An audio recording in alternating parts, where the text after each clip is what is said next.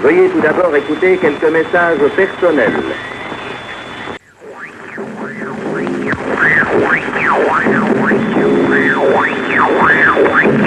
Un ami viendra ce soir.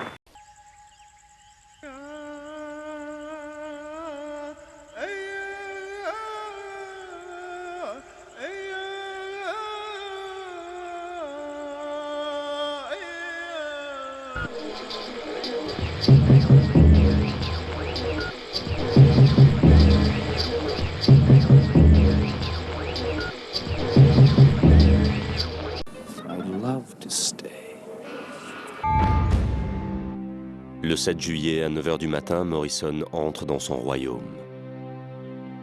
Il rejoint là les poètes et écrivains qu'il aimait, Apollinaire, La Fontaine, Proust et Oscar Wilde.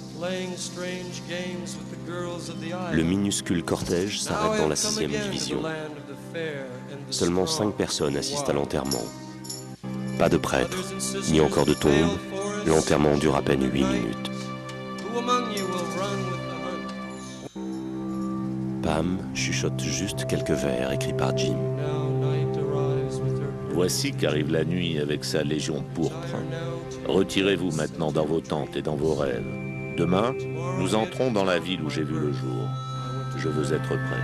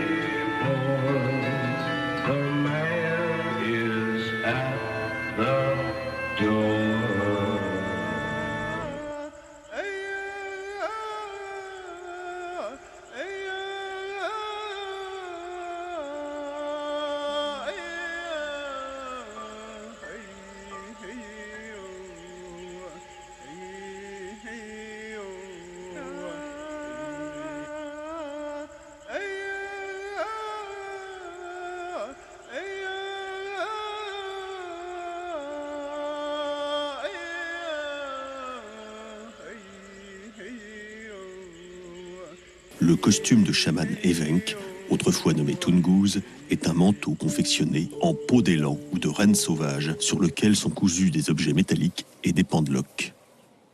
Il est surmonté d'une coiffe en tissu et en fer, reprenant la forme de bois de cerf. Le chaman porte son costume lors des rituels pendant lesquels il voyage dans des mondes parallèles peuplés d'esprits. Le mot chaman trouve son origine dans la langue Evenk et signifie « celui qui s'agite » ou « celui qui sait ».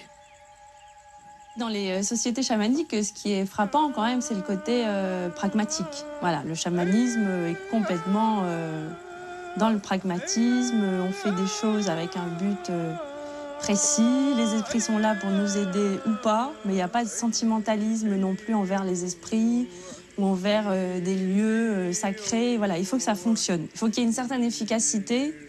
Si l'esprit n'est pas bon, eh ben on va en chercher un autre. Hein. Le chaman aussi. Le chaman est plus craint que respecté. Parce que finalement, en tant que chaman, d'accord, il est chaman. Il est respecté, pas vraiment parce qu'il aurait une position plus élevée que les autres, mais plus parce qu'il est capable d'envoyer des sorts ou que sa présence, quand même, peut peut-être attirer un ou deux mauvais esprits. Voilà, mais on n'est pas non plus dans ce respect comme ça religieux du personnage, du chaman.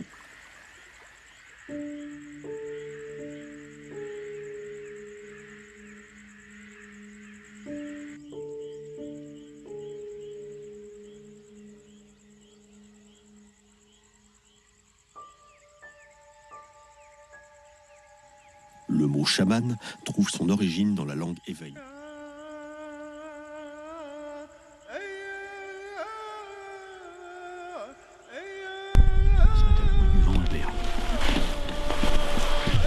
Avec la verdure derrière. Mets-toi avec un joli fond, regarde, mets-toi le fond là-bas derrière. Moteur. Ouais, bonjour Albert. Dis donc, c'est une vraie surprise. Ouah, chez Albert, un grand paon de nuit. C'est un phénomène, le grand paon de nuit, un papillon extrêmement rare. Là, on va le relâcher parce qu'il y a le chat qui est pas loin et on va essayer de le mettre un petit peu en hauteur. Voilà, le grand paon de nuit, papillon extrêmement rare. Tu vois, regarde là. Là, il va être un peu à l'abri. Tu vois, voilà, comme ça sera très bien.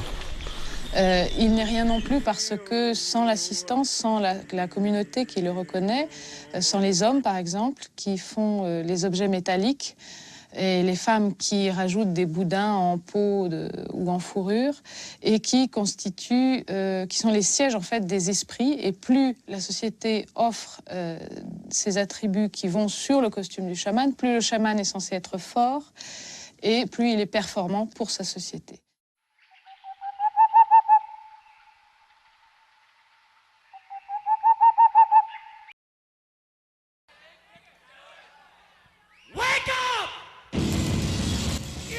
Read a little bit about shamanism.